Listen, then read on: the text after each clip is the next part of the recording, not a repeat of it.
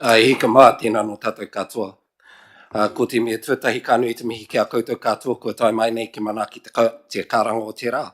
No reira, mihi mai rā, kia ora no tātou katoa.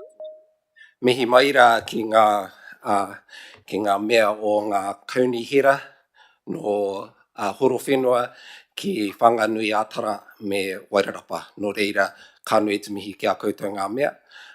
Me ngā kawanatanga i wanganui a tātou, tēnā koutou, me ngā manuhiri i wanganui a tātou, kia ora te katoa, no reira nau mai, haere mai. Ki tīmata tātou hui, he karakia, no reira, hinoi tātou. Manoa mai te mauri nuku, manoa mai te mauri rangi, ko te mauri kai au he mauri tipua. Ka pakuru mai te pōtau mai te mauri. No reira e te kaihanga e te wahingaro e mihi anō, mo te hā o tō koutou oranga, kia kotahi ai o mātou whakaaro i roto i te tū wātea, ka u ai mātou ki te pono me te tika i runga i tō ingoa tapu, haumi e, hui e, tā ki e. No reira, kia ora no tātou katoa. We have a quorum, and as you can see, we have people online, so I would like to just acknowledge those that are online. We also have new people to the table here today, so I'd like to welcome them. Jenny Smeaton, mihi nui kia koe Ngāti Toa. She is the alternate for Helmut Modlik, who is an apology for today. And also Steve Cretney, tēnā koe Steve, the Deputy Mayor of Carterton, who is replacing Ron, who is unable to be with us today. Also online is Ray Hall. Ray is the new CEO of Ngāti Kahungunu PSGE for Danny Virk and for Wairarapa. The paperwork is still going through for Ray to actually join this table properly, but I thought it was a good idea that he get his feet under the table and understand how this korero works at this particular table. So nice to have you on board, Ray. And also online is both Mayor Wanden and also Mayor Cathell. So, no reira, kia ora kōrua. I'm assuming that you're, because you're both out in the regions, that the sun is shining beautifully in Masterton and in Kapiti. Mayor Cathell. Absolutely, about 29 degrees, I reckon. And on that note, that's a good way to actually start our meeting. So thank you very much. Thank you for everyone that has turned up for today. So first and foremost, I'd just like to move the apologies, and the apologies are Helmut Modlik and Mayor Ron Mark. Can I have a seconder, please? Oh, thank you very much, Chair Ponta. All those in favour of accepting the apologies, please say aye. Kia ora, carried. Let's move forward to the next item on our agenda. And that is the conflicts of interest. Are there any new conflicts of interest that might be sitting at this table? I do have one, and that is to do with the information paper on electrifying the region. The paper mentions a company called Tumaira Energy, which is a solar energy company that's owned by Rangitane Tumaira, which I'm the CEO of. I'm also a director on that company. It is an information paper, however, I'm just letting you all know that I am a director of that company. Okay. If there are no more conflicts of interest, and please note what I've just said, we'll move forward to the next item, and that are the minutes. Sorry. Oh, are there any? Okay. Sorry, I've just been pointed out that we also have on our agenda item public participation. There are no people here in that particular role. So moving on to our minutes. For the meeting that was held on the 4th of June, can I please have a mover to the minutes, please? Oh, thank you very much, Martin. Can I please have a seconder too? Thank you very much, Chair Ponta. Are there any questions in relation to the accuracy of those minutes? Thank you very much. All those in favour of these minutes being passed, please say aye. Those against? Any abstentions? The minutes have been passed. Thank you very much. Moving to the next paper, This paper is about the meeting schedule for 2025. It's a paper delivered by Lucas. Is this the first paper that you've written for us, Lucas? I don't believe so. But yeah, every year you get a report to set your meetings for next year or for the following year. At the previous meeting, you made a decision to reduce your meetings from 4 to 2.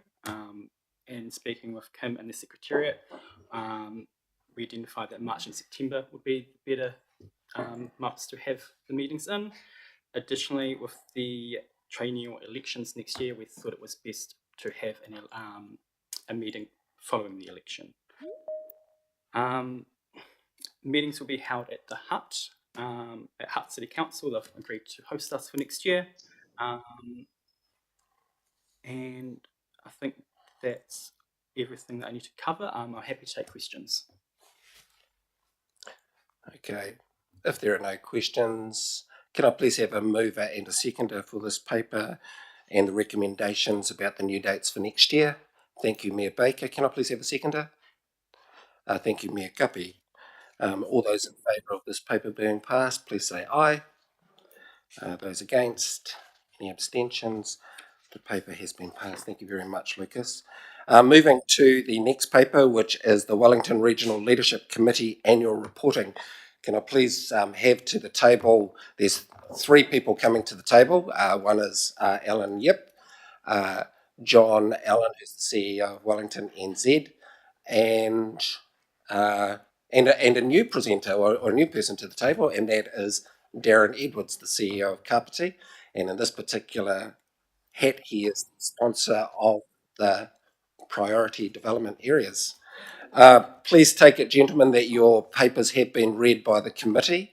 I'm going to hand over to Alan, and I'm assuming that you've got your methodology of how this is going to work between the 3 of you. So I'll hand over to you. Kia ora. Thank you, Chair. I'll take the paper as read, but and there have been no changes since the report was written. But in summary, we've presented the regular program report, but we also asked the committee to agree to the contents of our WRLC annual report, as well as the REDP annual summary. So Darren Edwards joins me to provide the committee with some commentary on the PDA program that he sponsors, and John Allen is only here to, in the event that there are any questions about the REDP summary. But first of all, I'll hand over to Darren.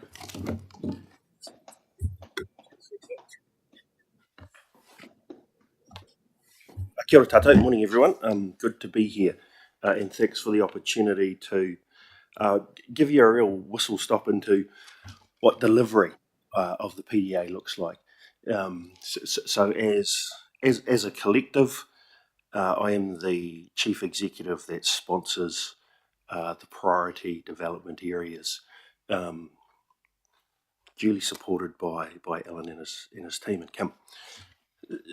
So I guess if we think about where we are and what we're doing and where we want to move to, this is about delivery. So the working group that we formed in partnership with our central government partners, and we really need to give due respect and thanks for them for the participation, right? Because this is about how we deliver. So the committee has worked through understand what terms of reference looks like for all of us, so that we understand what it is that we want to do. We've identified what priority development areas are ready for delivery. I have a conflict in that Otaki in Kapiti is our PDA and is moving along at pace, and so that's what piqued my interest in being involved in this group. And now that's not to say that all the focus will go on Kapiti, but it is certainly a priority for us, along with our fellow neighbouring districts. So I haven't really said a lot, but I've set the scene as to what it looks like. It's not about moving at pace, but it's about delivering quality outcomes for the region. And so that's the commitment that I've given to support and to provide leadership to, and quite happy to take questions. And if I can't answer those, I'll defer to Al. Kia ora. Thank you very much, Darren. Are there any questions of Darren while we have him in the chair? It's not necessarily a question, Darren, it's more just really a statement. And first of all, you were talking about your introduction was about delivery. And I think back to the start of this year as we started to look at the new formation of this particular committee after we had done our health check, and that we did agree in some way, shape or form that we would move towards from a planning stage into a delivery phase. So this is a really good example of we're starting to move in that phase. And yes, we've got a very big region to cover, but I'm glad that you've been able to be the lead and the sponsor of that. And also being part of the CEO's group also helps a lot. So thank you very much about that. Just a comment about the overall projects themselves and the PDAs. Do you see any more growth in that area over the next 2 to 3 years? Yeah, I guess the challenge for us is not to rush the planning, right? So when you think about delivery, we think about the focus of the current government and their policies. It's about the delivery. But if we haven't done the planning up front, you always slow down to go fast. You know, that's an old adage, rather than speeding up to fail, which we see time and time again. So if we look at the 6 PDAs that we have in place at the minute, they're all at different stages of being able to deliver. So there's some resets that I think are needed, and some of that comes from the conversations that we've seen being held with this current government and what their priorities might look like that are different from previous governments, right? So that the challenge for us, and we're up for this challenge, will be to ensure that those projects that are ready for delivery are able to be enabled so that delivery can happen. Is that fair? Thank you. And because we have our Wairarapa crew on, I would like to just point out that there might be something coming from that particular region in time. So that's a plug for Wairarapa with my chairman's hat off. Hoi anō. Kia ora.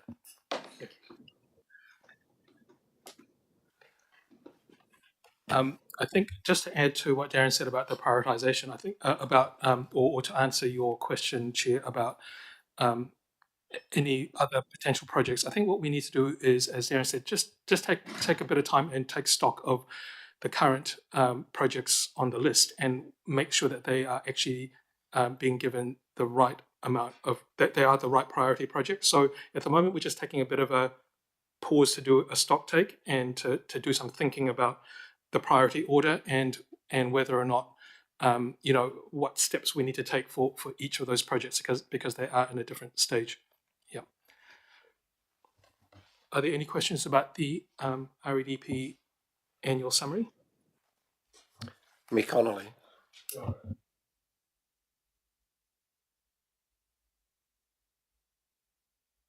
Can you turn your microphone on, please? Is that going? Yeah. Okay. Yeah, thank you, Chair. Yes, what assessment have you done regarding this government's likely changes to consenting of new dwellings, changes to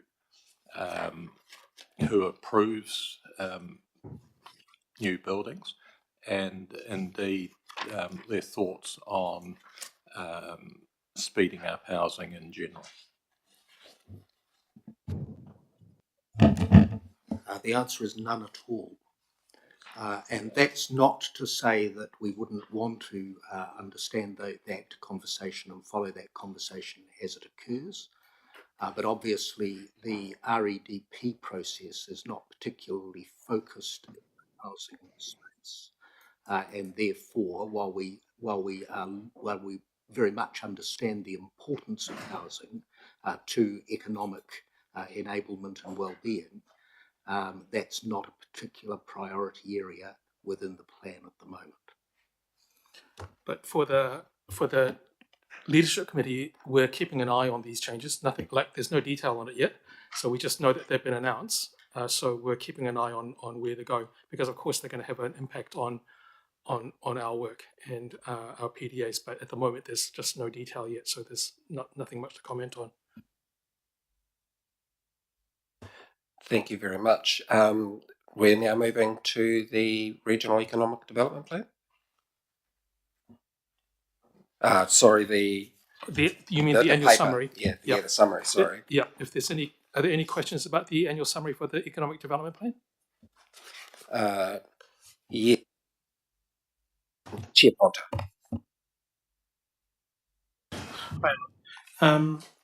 I'm just looking on page 27. Yes. Do you have any explanation for the Wellington City figures on table 1, 2, 3, 4? The one that's got growth in dwellings and population by TA? Where Yes. you've got dwellings at 4,000 and population pretty much at 0. If we can hold those questions until we've got a presentation following, Okay, cool. where Andy Ford from the Wellington Transport Analytics Unit is going to do a summary of the census, the early release of the census data, which will Okay. cover some of that. Yeah. Cool. Thank you. Okay, thank you. No, are there no questions of John at all? Oh, sorry, Mayor Holbrook. Yeah, I just joined the board of Wellington NZ as a regional representative, so just updating the committee that's happened through the mayoral forum, and really enjoying my first weeks getting to know the organisation and how it feeds into this work, and really feel like we're poised for some really accelerated progress in this space. So, yeah. Thank you very much, Janet. Just as you step away from the table there, John, I just want to say that I had a bit of a chuckle on your technology summary. You mentioned in your report about the Ministry of Awesome. I'd love to know where the Ministry of Awesome is based. Christchurch.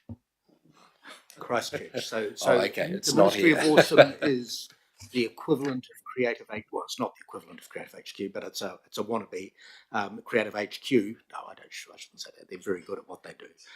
So I'm just realising I'm being live streamed. So the Ministry of Awesome is the Christchurch equivalent of Creative HQ. Thank you very much, gentlemen. Can I please have a mover and a seconder for the recommendations for the papers? Thank you very much, Janet. Can I please have a seconder? Oh, thank you very much, Anita. All those in favour of these papers, please say aye. Those against? Any abstentions? Thank you very much. The papers have been passed. Well done, Alan, Darren and John. Thank you very much. Okay, moving to our next paper, which is on the regional project endorsement, endorsing the scope. If we can head to the table, Tom Fitzgerald and from Lifelines, Fran Wild. No reira mihi nui ki a kūrua. Ko tai mai nei ki mana ki te kaupapa. No reira tēnā kūrua. Please take it, Tom and Fran, that the joint paper has been read by the committee. Any changes since we received these papers, Tom and Fran? Kia ora. Tēnā koutou katoa, ko Tom Fitzgerald tōku ingoa. Thank you for that introduction. So what I've been asked to do is a summary of the summary, essentially. So I'll just quickly run through this presentation. And it's basically been split into two. This is around the why we're doing this project and the what we're doing as a result of it. So the regional adaptation project is necessary because we know that climate risks are hitting differently in different neighbourhoods across our region. We know that risks are increasing and interconnected. That was some of the results of our climate impact assessment previously. We also know that adapting to those risks requires local action within a consistent, coherent framework that works together. And we don't have that yet, but I would note that today the Finance and Expenditure Committee dropped its report on the adaptation inquiry, which is recommending legislation and a whole bunch of different things. It just came down this morning. I haven't had a chance to have a good look at it, but I could do that and report back if that's necessary. We also know that we need consistent data and standards to inform decision making at the right scale, track progress, We need to build capability and capacity within our region. That's human as well as anything else. And that we need to mainstream adaptation into all the decisions that we're making around our infrastructure, particularly around things like regional deals that's come through in the adaptation inquiry as well. Importantly, though, that there's a massive opportunity that this committee and the membership of this committee provides in providing efficiency in how we do this, so that $1 spent here is $1 saved elsewhere, and that there's an opportunity through this to be able to leverage potentially new investment partnerships. Next slide.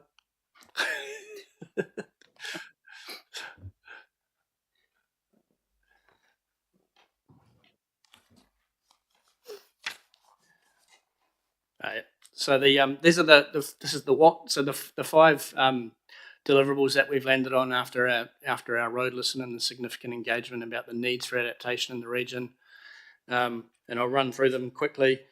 Is the spatial risk tool, which Fran's here to support, some communications and engagement approach, a toolbox, and an adaptation framework, and a kaupapa Māori co-navigator. Next slide, please.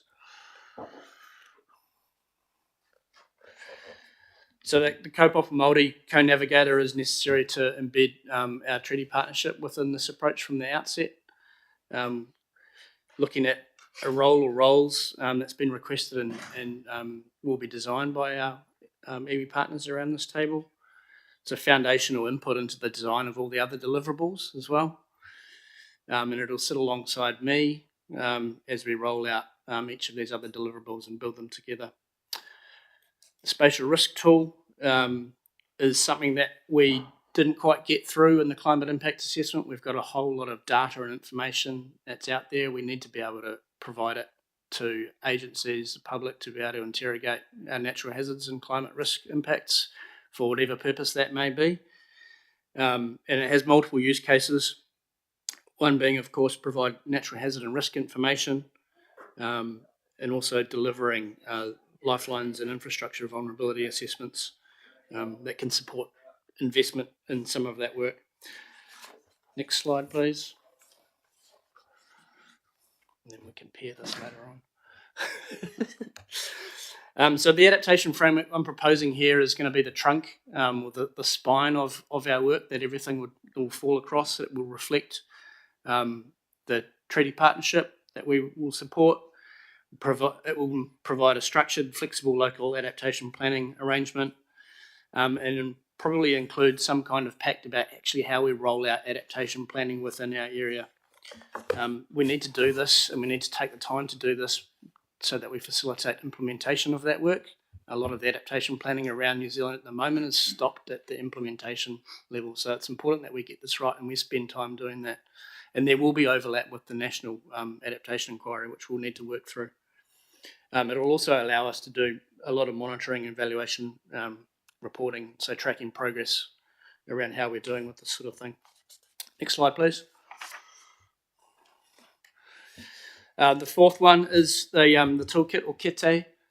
This is around providing access to a lot of the different tools and mechanisms that are out there, but also developing new ones where we need them. And so that's structured around the framework so that we know what tool to use at what time.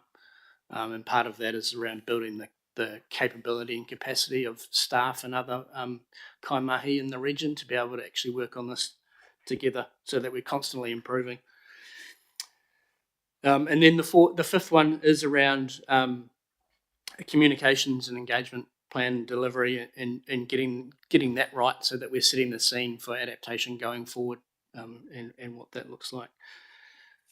So that's the summary of the summary, and I'll pass over to my friend and colleague Fran to provide any other comments. Thanks, Tom. Well, kia ora tātou. I think I know most of you on the table.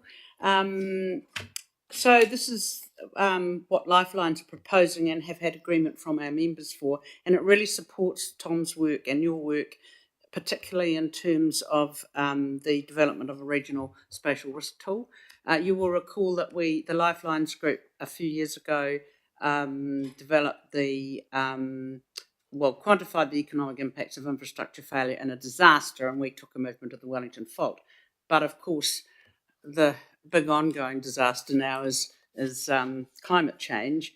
And the business case we did developed a costed and coordinated risk mitigation program, and then put forward a program of work. So we're really looking at doing the same thing, but obviously trying to understand how climate hazards work for the infrastructure. Now, we know that a number of the councils have done various work on this, but it's I have to say it's patchy across the region. So we thought it was important to try and get a regional overview.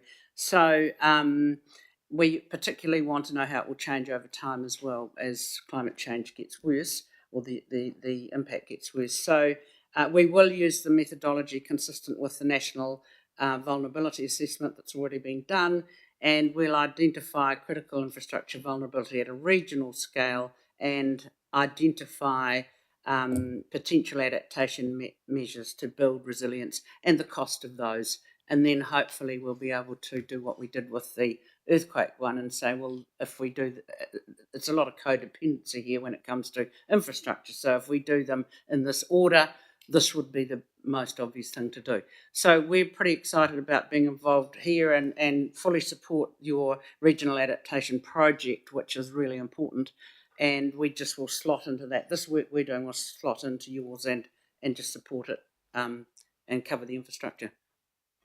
Yeah, it's a key part of the adaptation approach is the infrastructure and its susceptibility to damage. That's our connected communities. What happens when those pieces of infrastructure fail, and isolation assessments and those sorts of things. So we need to get it right, and it's a foundational element of adaptation planning that's already occurring. Whether it's Kapiti, whether it's Porirua, whether it's Wellington City, the infrastructure that and Greater Wellington, of course, as well. Whether that infrastructure is, and yep, we could list all of them. But yeah, it's a key part and foundational to how we roll out adaptation. Kia ora. Okay, thank you very much, Tom. Thank you very much, Fran. Are there any questions? We've got two, Mayor Ponta and then Mayor Baker. Thank you.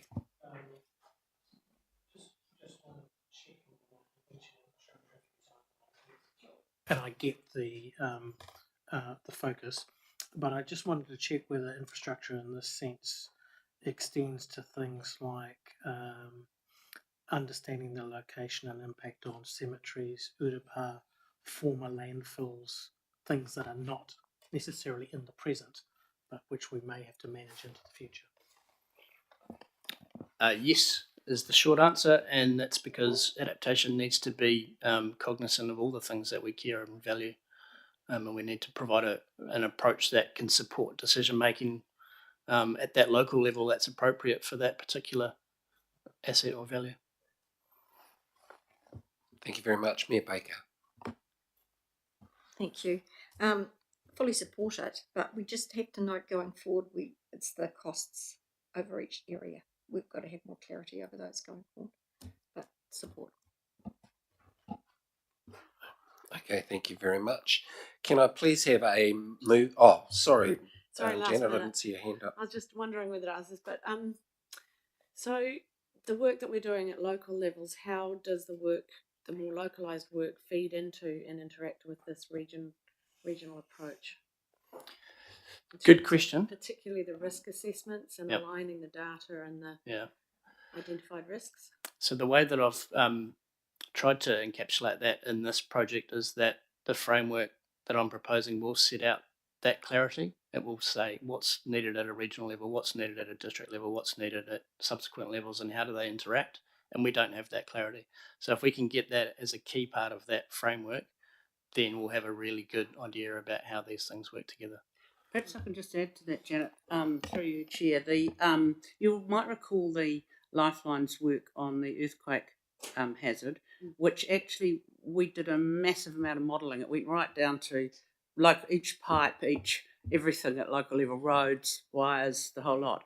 Not urupā actually, interestingly, but it was the Lifelines infrastructure. So that needs to be, if we don't know the impact, locally on those bits of infrastructure, then it's not going to work. So we do need to know. So it needs to include that work. So any work that's already been done will be picked up and moved into one framework so we can have it all there together and read it together. Oh, it's just so valuable. Thank you. Yeah, thanks. Okay, thank you very much. I'm just looking at your recommendations. It's not really a question, it's a statement to the committee. And one of those recommendations is notes of project lead and sponsor. As part of our briefing for iwi partners, when we come to these meetings, we have a pre-brief meeting about the papers.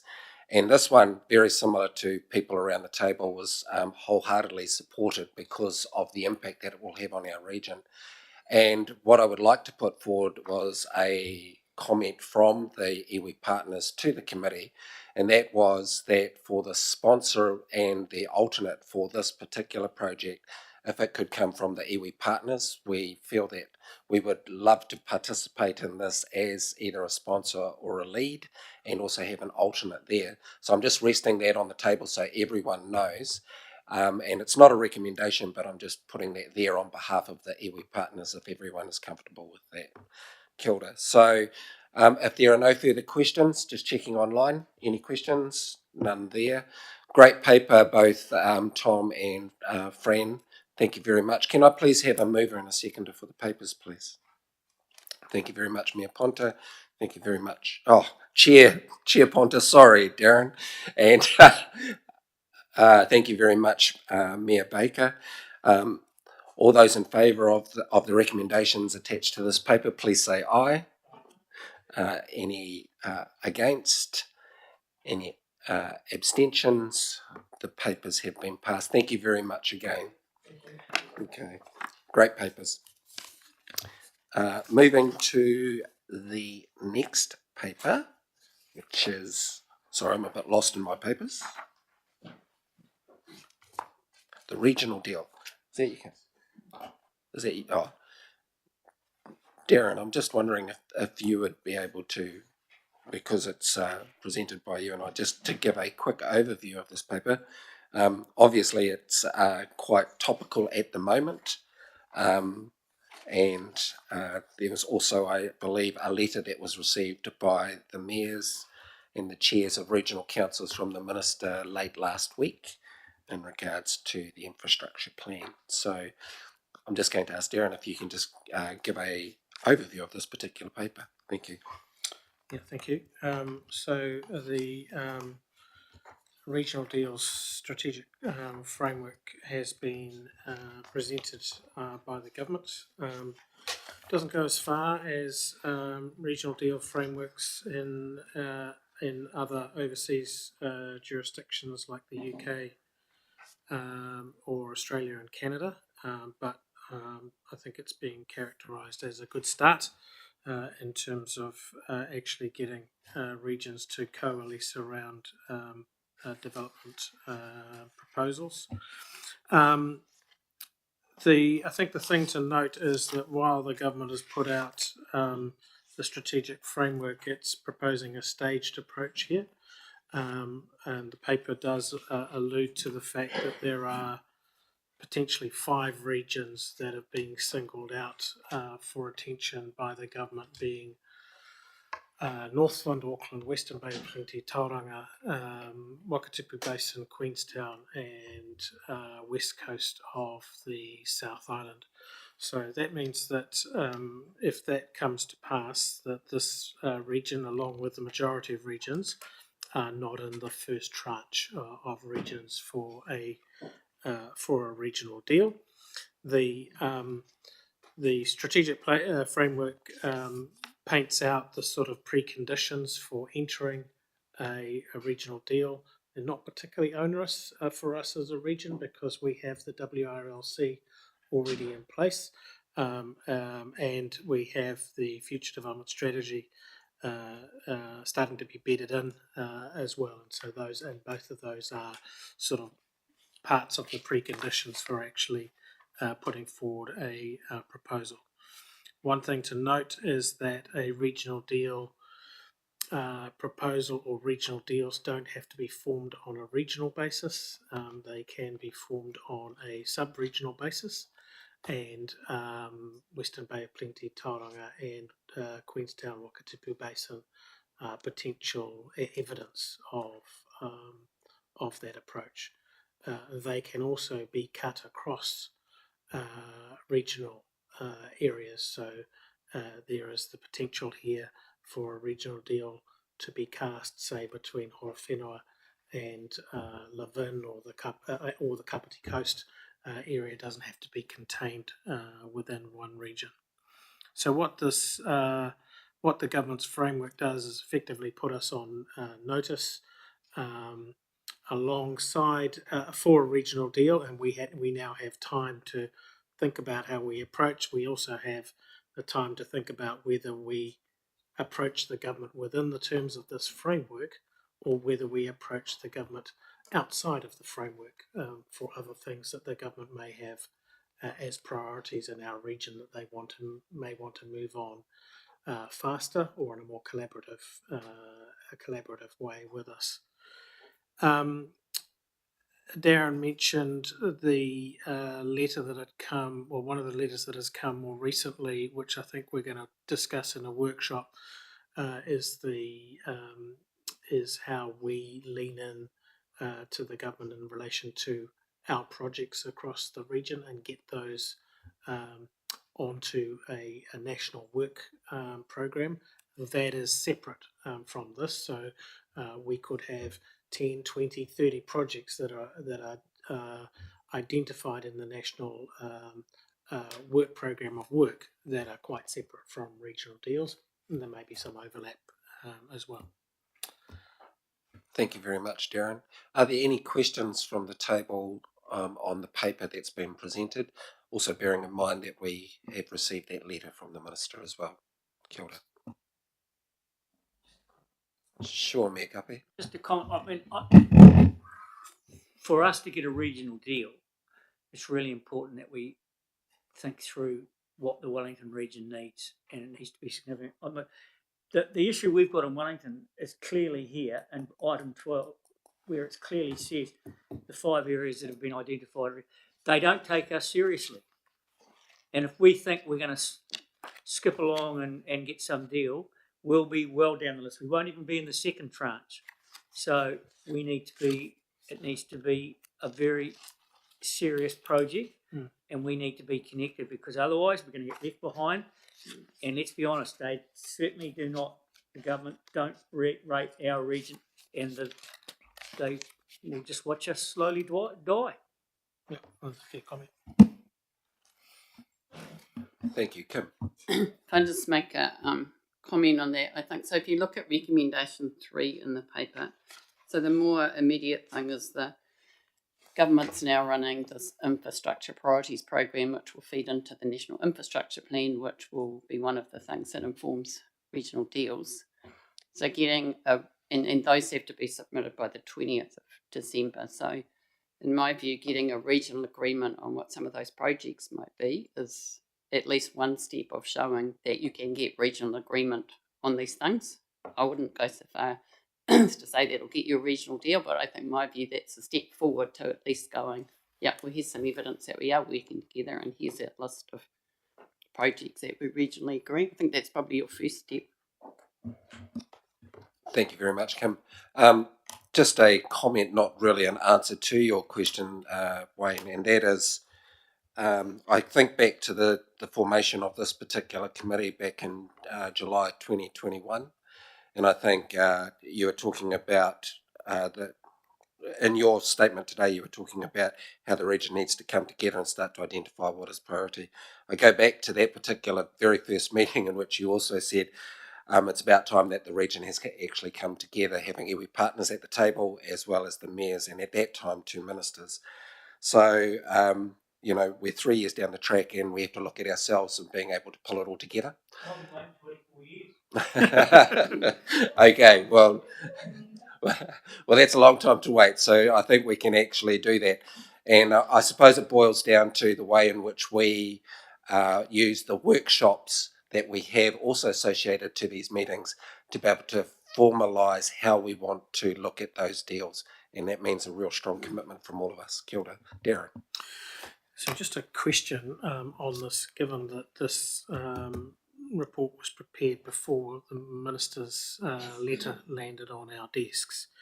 I think you were proposing to have a discussion at the workshop, but I wonder whether we need to preempt that, given that there aren't too many meetings of the WRLC, by having a recommendation that effectively agrees that the WRLC will coordinate the response back to the minister from a regional perspective. I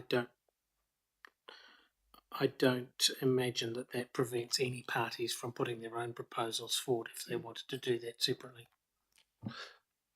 So the potential motion that's been put forward is to add a fourth recommendation. That's what I'm hearing from you, Darren. Mm-hmm. Do you have some words that could actually help with that recommendation? I do. Yeah. So something along the lines of, Kim, you might need to correct this, but 4 agrees that the WRLC coordinate a Wellington region response in relation to our regional infrastructure priorities.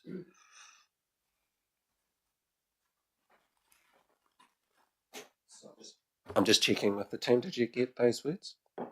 Okay, can you just read it out one more time, please, for the committee to consider?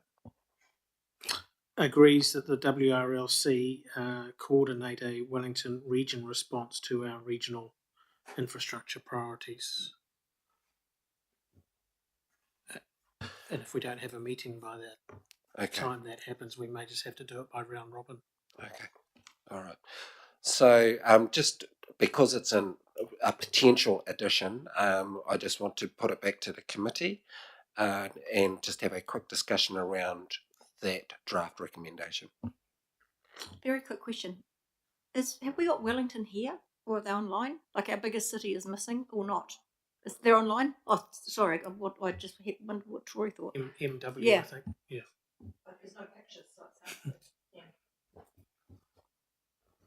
So is there any comment around a fourth recommendation being added to this particular paper? And what that does is that it means that we can start to move on it now rather than wait for a workshop, if you're all comfortable with that. Any comments online? Okay. Yeah, Darren, I'll go Mayor Darren, Cathy, then I'll go Mayor Cathy. I think it's a great idea. I'm just wondering on point 2A, when you're talking about a project lead sponsor and project manager, who pays for that? How is that financed?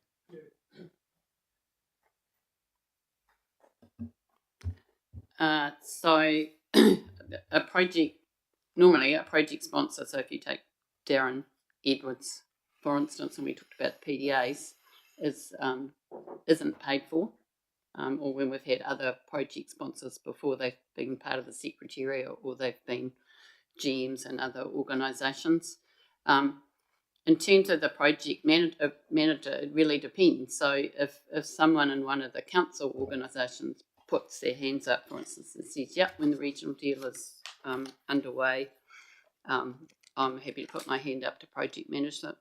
There won't be a cost, but if nobody puts their hands up and you've got a project and you need someone to lead it, you may have to pay externally, in which case those projects are all funded from councils. Okay, so a quick summary of that then, Gary, is that internally it would be looked after by the parties where they come from. Externally, there could be some money required to pay for that external resource. Thanks, Darren. It's just that we've had experiences in the past. Project managers can cost a hell of a lot of money. Thank you very much. Mayor Guppy. Just a comment, carry on from what Darren said when he talked about regional leadership leading, and I have no problem with that. But then when he said that won't stop other councils or parties going off doing their thing, and there's the reason it'll fail. We need to be above all that, because we may have a regional approach and a regional deal, and then all of a sudden everyone else is scurrying off. That's the first thing that the government will look at and say, Wellington, go away again. Yeah. So we just need, and that's the commitment we need to have first. Otherwise, we're wasting our time. Mayor Baker. Sorry, and that's why I'm asking Wellington what they think. Like, they haven't answered, or are they doing a separate one? No, we're not doing a separate one. I also see Mayor Barry's hand up as well. So, did someone make a comment just then? Oh, okay. Kia ora, Tori. I'm going to hand over to Mayor Campbell, Mayor Barry. Sorry. Thanks. I'm happy with the additional recommendation on that regional approach around infrastructure priorities, and certainly from a Lower Hutt perspective, we agree that that regional approach is needed. But I'll be quite frank that it's certainly not our council that's the problem in actually getting some regional direction on issues. So so I'm not particularly optimistic, to be quite honest. But we'll keep on doing that, keep our head down. Thank you very much, Mayor Barry. Are there any other comments before we move these papers? You've got your speaker on, Chair Ponta. Have you got a question? Oh, okay. Thank you. Well, thank you for the debate. Thank you for the questions and answers. I would now like to ask for a mover and a seconder to these papers. Thank you very much, Janet. Can I please have a seconder? Thank you very much, Darren. All those in favour of these papers plus the fourth recommendation, please say aye. Those against, any abstentions? The papers have been moved. Thank you very much. Good kōrero. We now move into the next one, which is the census data. So can I please have Andy Ford and Ellen Yip to the table?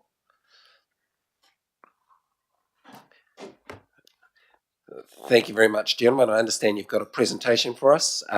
Please take it that the papers that were put in the board paper have been read, but we'll leave it over to you, Andy, and welcome to our table. Kia ora. Cool. Thanks very much, everyone. So I'm just going to go through a short piece of analysis on the initial findings from the 2023 census. Before you start, does everyone know Andy Ford? Andy, do you want to introduce yourself? Yeah, I can probably introduce. So I'm Andy Ford. I'm the manager of the Wellington Transport Analytics Unit. So we undertake transport modelling analytics to support delivery of the RLTP across the Wellington region, and also to NZTA for a lot of their investment program as well. Yep, they're also supporting our data dashboard. They're doing a lot of the building of the dashboard and a bit of the analytics, which is why Andy is involved with this. Thank you. Kia ora.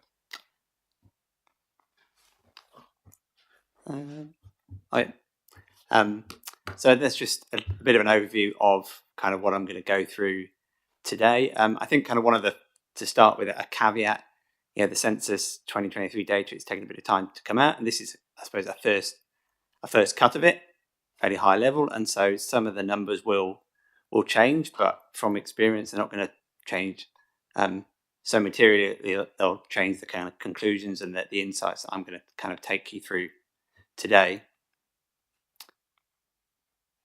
One of the first ones is that if you kind of look at the period 2013 to 2018 and 18 to 2023, population growth across New Zealand has grown at a slower rate, 2018 to 2023 compared to 13 to 18. A lot of that's been driven by COVID and border closures.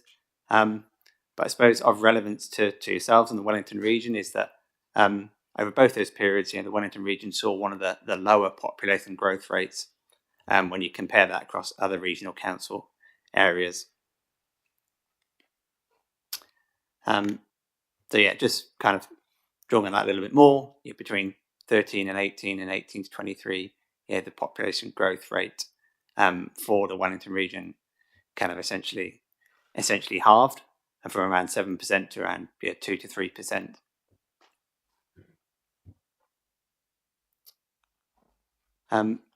Just focusing a little bit more on some of the distribution of the growth, we have seen some, I suppose, subtle changes between the last 5 years and the preceding 5 years. So 2018 to 23, we saw the strongest growth rates in percentage terms in Carterton, South Wairarapa, Horowhenua, Masterton, and lower percentage growth rates in Lower Hutt, Upper Hutt, Wellington City, and Porirua. And Wellington City, what the initial census insight shows is that whilst the number of dwellings have increased, the population has actually essentially remained broadly the same between 18 and 23. So there's been no material growth. And I suppose kind of the why, what's behind what we've seen in terms of this distribution. Probably a number of factors at play. One of them could be actually that some of the lifestyle changes post-COVID, to the Wairarapa and people kind of living further out from Wellington City, if they're not commuting as often. But there's also probably been a little bit of a push in terms of 2020, 21 house prices. The cost of house prices in Wellington City have probably pushed families out elsewhere. So a few things at play, and also in certainly Lower Hutt, Upper Hutt, the district plans have been very accommodative to intensification. So as I said, a few factors at play. In terms of, I suppose, what might this mean for population growth and projections moving forward? We'll be going through with territorial authorities a process to update some of the population projections over the next year. I think kind of what it broadly shows is that the 2023 population is probably a little bit lower than what was forecast a few years ago. A few other trends of note, fertility rates have actually dropped much faster rate again than was forecast, and so a little bit more work actually needs to be done to understand if this is just a blip or if this actually signifying a longer term trend, because that could have certainly potential implications for regional population growth. And then migration, that's generally the biggest factor in terms of growth in New Zealand, and also the Wellington region in terms of people coming into New Zealand, but also the internal migration across the country. You've probably seen from some of the kind of commentary in the press, some of the economic commentators, that we're probably past that post-COVID peak, and actually the rate of inward migration is slowing quite rapidly, such that some commentators think we'll actually might have a sort of net outflow in the next couple of years. So I think moving forward, again, we'll wait until we get the projections updated, but it's likely that there'll be some of the growth in the next 5 years will probably be revised downwards. But then moving forward, 5, 10 plus years, kind of fundamentally the attractiveness of New Zealand as a place to come and live has not materially changed. So there's nothing that's kind of coming through that suggests that there'll be a material revision to projections kind of 10 plus years out. So I'll probably just focus a little bit on some of the, looking at some of the dwellings. So what we've seen over the last 5 years is the number of dwellings have increased at a faster rate than population, which is potentially helping to address some of the housing shortfall that we kind of know exists. This is a trend we've seen elsewhere in New Zealand, particularly in Auckland, a trend towards lower household size, and also the housing stock, I suppose, is kind of meeting that in terms of an increasing trend towards apartments, townhouses, and intensification. And this slide here kind of just reinforces that. Looking at a sort of TA level, there's been some quite big drops in average household size, particularly Wellington City and Lower Hutt. And again, that's through I suppose the mix of housing that's kind of moving more from I suppose larger residential dwellings to townhouses and apartments that will have lower average household size. Another trend that's kind of coming through is the region's population is getting older, an increase in over 65s and a decrease in under 9s. So the blue bar actually shows there's been a decrease in population aged under 9 over the last 5 years, and that will kind of flow through in the next 5 years to 9 to 19. So that does have implications for education, service provision. But equally, we're seeing there's a growth in persons over 65, which again will have implications for services. In terms of, I suppose, the breakdown of that sort of population and how it changes across the region, at a high level, Pororua is probably the most youthful in terms of having the greatest percentage under 19.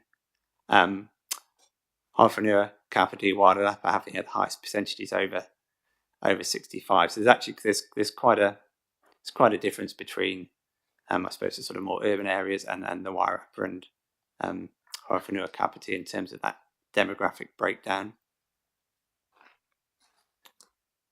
The region's getting more diverse in terms of the ethnicity, Maori ethnicities increased from 14 to 15, 16%. And so as persons identifying themselves as Pacifica or Asian. Could probably skip through that slide. So I've just done a little bit of work, I suppose, comparing what we're seeing from the census against other data sources. Number of new consents within the region broadly matches the increase in dwellings that we've seen over that same period. There's always going to be a little bit of a lag time between consents and actually dwellings being delivered, and also not every consent will be converted into a dwelling. So this is the stuff that Alan was saying that gets captured on the housing dashboard and will be kind of updated quarterly. I think probably of note, you can see down the sort of bottom chart shows Lower Hutt, where the number of dwellings consented has increased quite significantly over the last 5 years. In Wellington City, there's sort of been ups and downs, and it's been broadly consistent over the last 5 years. And this chart shows, I suppose the light green is multi-unit dwellings, apartments, and blue is just kind of standard residential dwellings. And you can see over the last 5-10 years, there's been a big increase in multi-unit and apartments. So in terms of next steps, as I said, this is a first release, so we'll be awaiting more granular data at a sort of more SA2 sort of suburb level. And I think that will help us with to understand certainly some of the shifts in terms of the average household size, and to explain a little bit more about what we've seen at a high level. And that will we'll be looking to kind of work with Alan and the team to potentially kind of report back maybe every 6 months, just to give an update in terms of what we're seeing and actually what it means for growth moving forward in the region. That's probably all from me. So any questions? Thank you very much, Andrew. Are there any questions of Andrew? Oh, Chair Ponta. Yeah, feel like a full weddings and a funeral moment. So the members of the Horse and Hound would like to know in relation to that earlier graph. This is it's on 170 of my thing, but it's this one here. Oh yeah. The Wellington City one, that's quite extreme. Do we have any sense of how we get to 4,000 new dwellings and nobody in them? Yeah, I mean, it is a bit of a head scratcher. I think it's, if you kind of think of it in terms of there has been migration. People have moved out of Wellington City, and people are moving into Wellington City over the period. And I think and this is where some of the more detailed data in the next releases will probably help, is that people moving out have probably been families, maybe 3-4 persons, and I suppose they've been probably replaced by young professionals, couples kind of moving into, I suppose, the new housing stock, apartments and townhouses. So that's kind of what kind of what we think has been happening. So yeah, they have been shifting population there's been shifting population all across New Zealand and across the region. So that's kind of what we think has been happening in Wellington City. But again, we'll need some of the more detailed census insights to be able to kind of confirm that, and also understand, I suppose, what would be happening in terms of that migration across within the region. Because there have been shifts in terms of families moving from people starting families moving from Wellington City out to Lower Hutt, Upper Hutt, Porirua, because housing is a bit more affordable there. So that's kind of what we think has been going on. But we'll maybe report back at the next meeting to give you some more information on that. Thank you. Are there any other questions? It's not so much a question, Andrew, it's more of a statement to you. I note that on one of your slides you were talking about the demography of our region, and in particular I think the 0 to 9s, there's a negative effect there rather than a positive. So I'm thinking, and one of the challenges to us as a committee is that we've created a future development strategy. It's a 30-year strategy. So those 0 to 9ers will be either 30 or 40-year-olds by the time our future development strategy comes to fruition. And part of that future development strategy is that we had estimated that 200,000 people would be migrating into this region, and we would need to build 99,000 homes.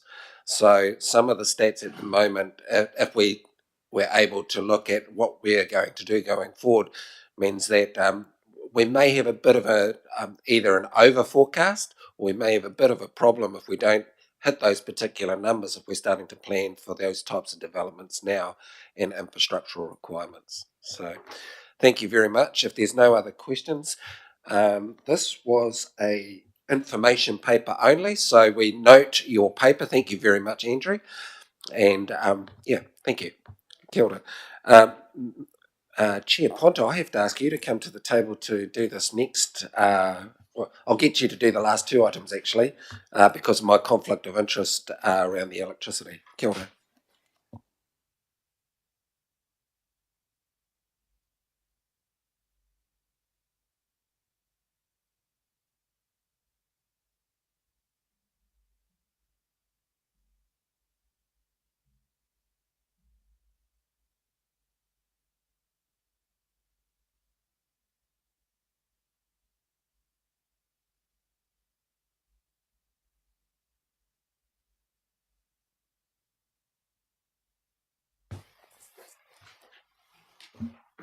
So on the energy briefing note, and in the interest of time, because we've got people waiting online for the workshop we're having on industrial land that started a few minutes ago, I just take this paper as information. We're looking to hold a kind of plenary workshop session on the date that you guys still have in your calendar this year, which I think is the 26th of November. You've got the next leadership committee meeting in your calendars for that, so we're looking to take that time as a plenary session on this matter.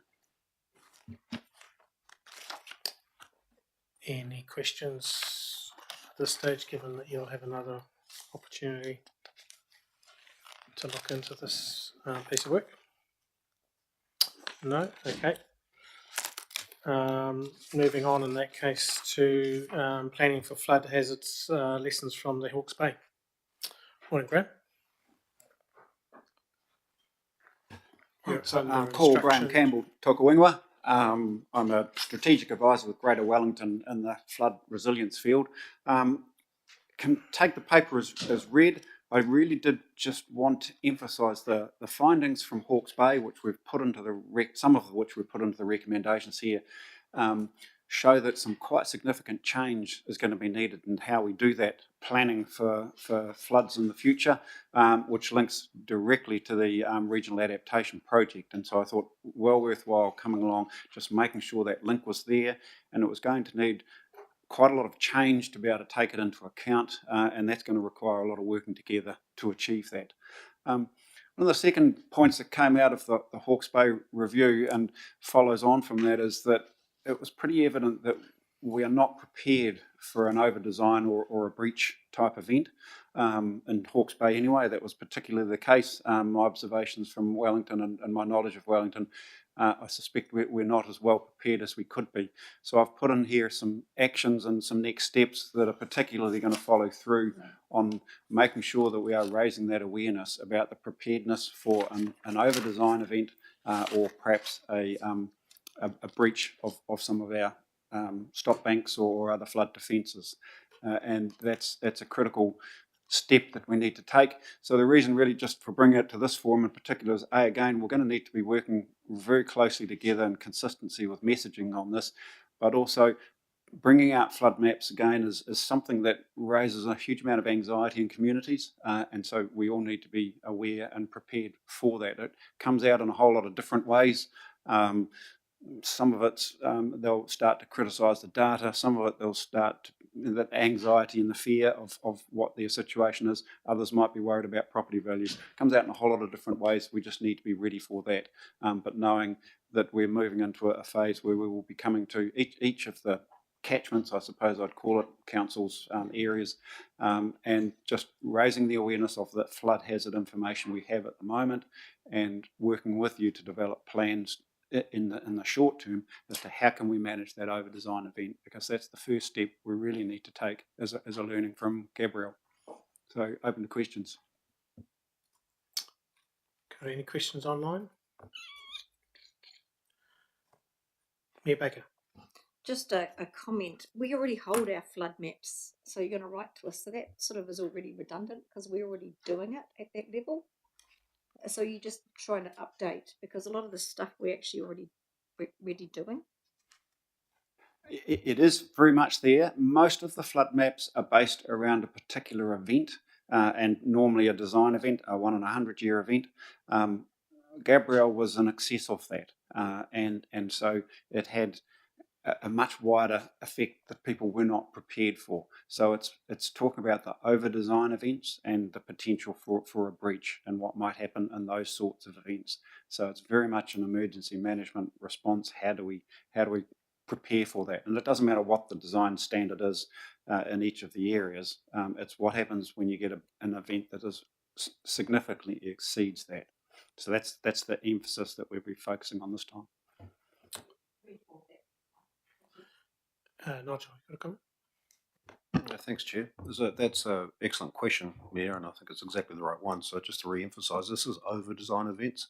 I think all the last 6 or 8 months of multiple reviews as to what happened in Tairāwhiti and Hawke's Bay in particular have really been focused on actually how have not only regional councils, but local councils, regional councils, and the emergency management system worked together. And really, all those reviews have found that within that complex system, there have been failings and an inability to keep communities safe in an over-designed event, because everything that is designed, either at the regional council level or district level, it's designed to a particular capacity. When that capacity is reached, and then you get into the emergency response space, that's where all these reviews have showed that, like, the sector is not as coordinated as it needs to be. And NEMA put out a review of reviews a couple of days ago, which was looking at actually how all of these reviews have been taken in toto, and they've got a series of recommendations about that. And certainly one of them is that all of us as a regional entities, and I'm not talking about the regional council, I'm talking about us as regional entities in the structure in which we work, need to do better. So I think that's the piece of mahi we're kind of really about to lean into with you.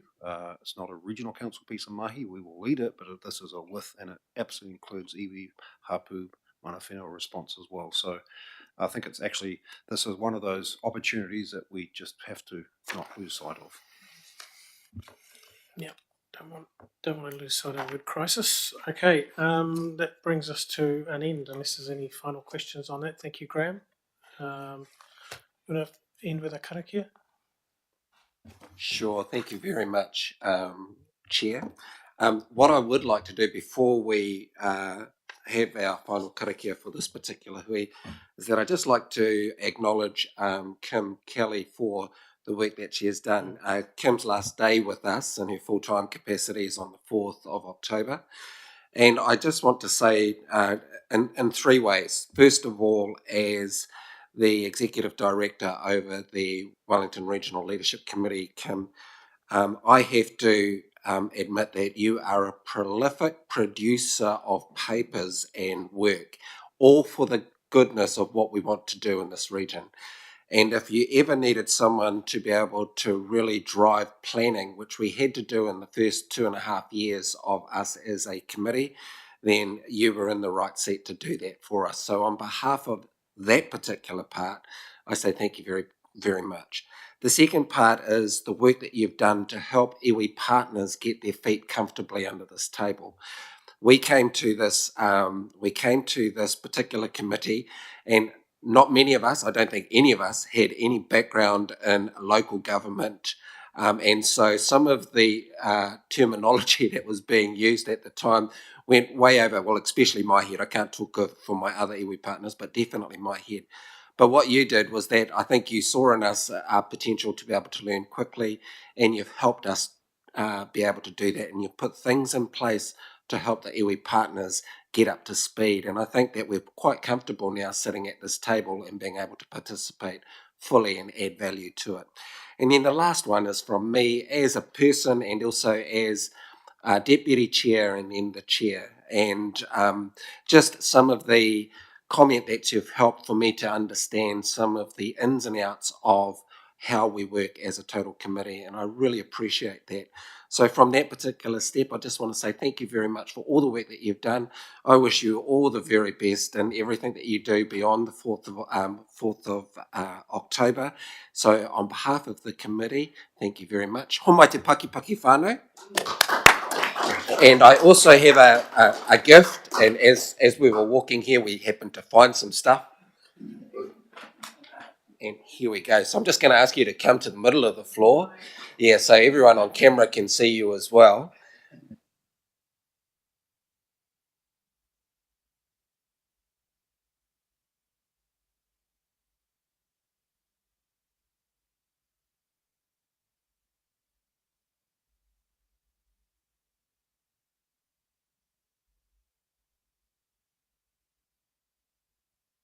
So thank you to all of our participants online and also our members here, and also to our new people that were able to attend for the first time. Thank you very much, Jenny, Steve, and also Ray.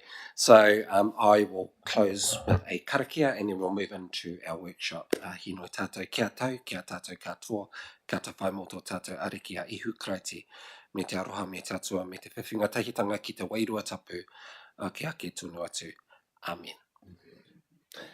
Kia ora. And just for those online, if you come into the Industrial Land Workshop, I think you need